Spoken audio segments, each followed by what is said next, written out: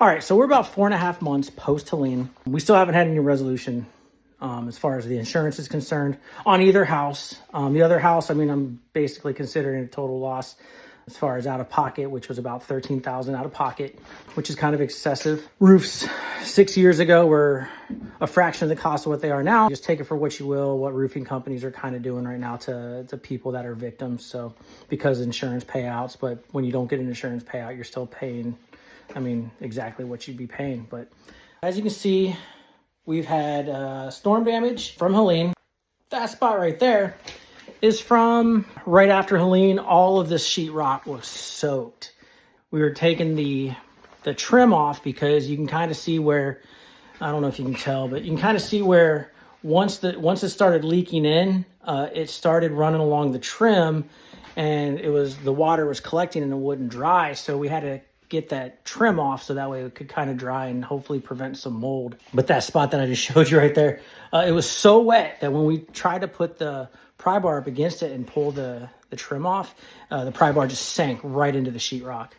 Anyway, so we had people come out, cut holes in it, and we've had 2 adjusters out here so far, and both adjusters said we're basically not getting covered. The only thing we're not covered on is mold, which I think is very crappy that insurance companies create these long insurance policies and then without breaking it out to individuals in a clear way, they just insure you. I think it's very shady, personally, as a kind of a victim of the insurance scam that we're currently living in. Anyway, so we bought the house 2 days before Helene happened, literally 2 days after.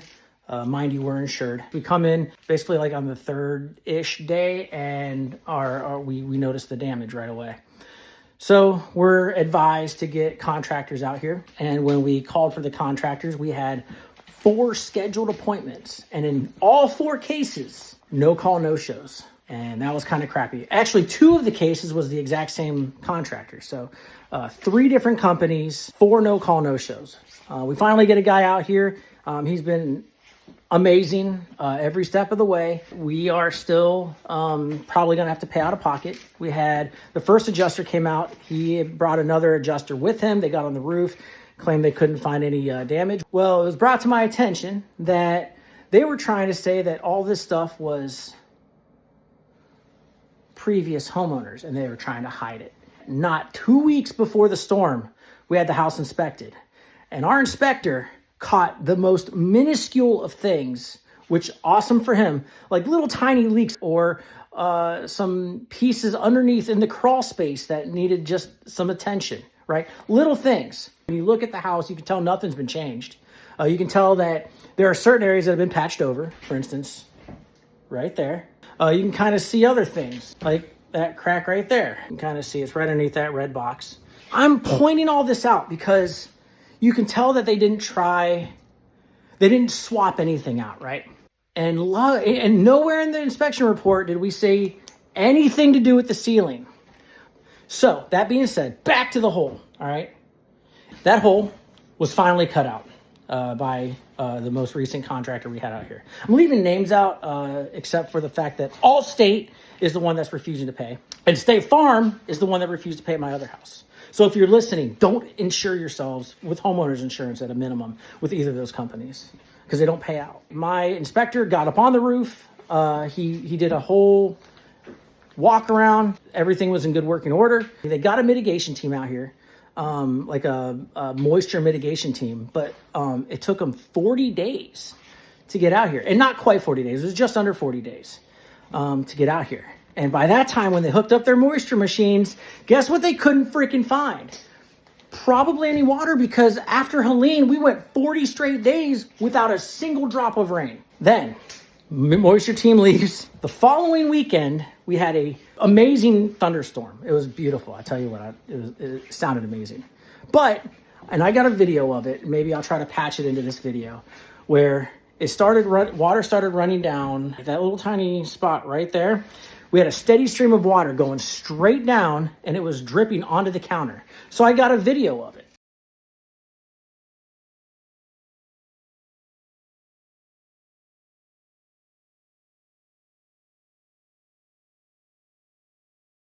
Sent it out.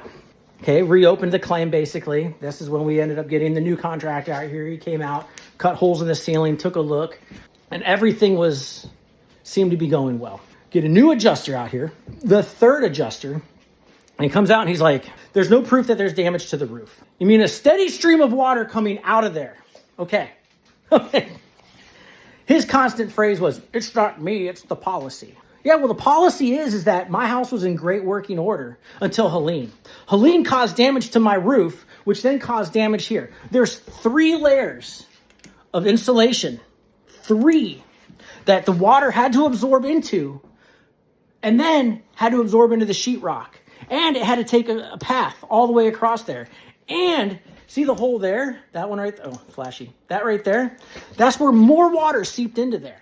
I have every intention on fighting this because this is just people trying to save coin. And here's what's really upsetting is that this coming year when all the policies are going to be updated, of course, everybody's premium is going up, right? But I'm not getting any payout. 0 payout. We have to replace all of our cabinets. There's mold inside of our cabinets. We've wiped out our cabinets numerous times. This is actually not even the worst one. Let's see. There, so you can kind of see it up against the wall up there. There's mildew up there. This would be a lot easier if I wasn't using my front-facing camera, but we got mildew up in there. You can kind of see it all through there. All right. We're not covered on mold because they, basically didn't fully tell us exactly how things worked, and reading, a multi-page document that's written legal speak makes things complicated. And like I said, I have every intention on fighting this because it is a scam. It's not me, it's the policy, is what our last adjuster said. And that's kind of, it seems to be an adjuster catchphrase, right? It's not me, it's the policy. This is the insurance scam. There's definite damage and the insurance isn't paying out. They were going to pay us $437 or something like that, which our deductible is $2,500, which is a reasonable deductible. I'll take the reasonable deductible because it's not a full replacement, which would have been way more money on a deductible because once again, another scam. They tell you that you have a $2,500 deductible and then they don't really go into the nitty gritty details. Should, my house have gotten cut in half by a fallen tree, I would have probably had to pay like $70,000 out of pocket because of the way that these scams work. Because they don't fully explain these things to you. Anyways, that's kind of where we are on our house. We've been living like this for 4 months in the damage with potential mold that we're not covered on, the mildew. The other thing, here's another thing.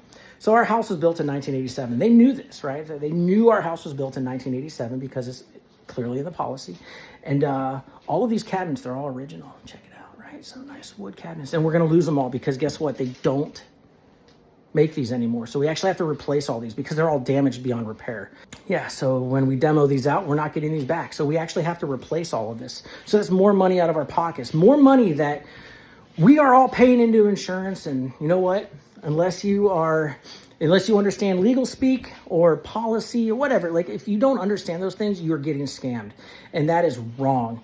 I really like what, I think it was Elon Musk actually said it recently. He said, all laws should be short enough to get to the point and easy enough for the layman to read. I might have said it wrong, but that's basically what it said. And I think that should be the case for insurance policies. They're all scams, and they just scam people out of money because you're just never going to get it back. And we're paying into something that until it's time to use it, then they do everything they can to get out of actually funding whatever you are paying into.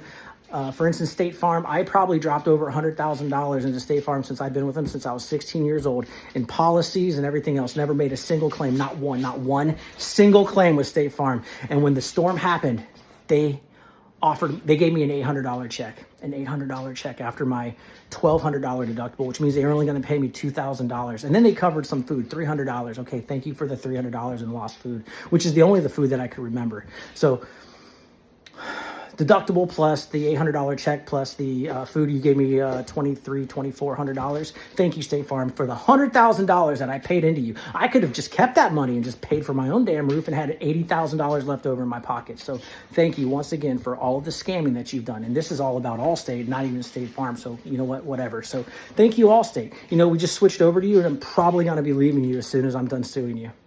Have a wonderful day, y'all.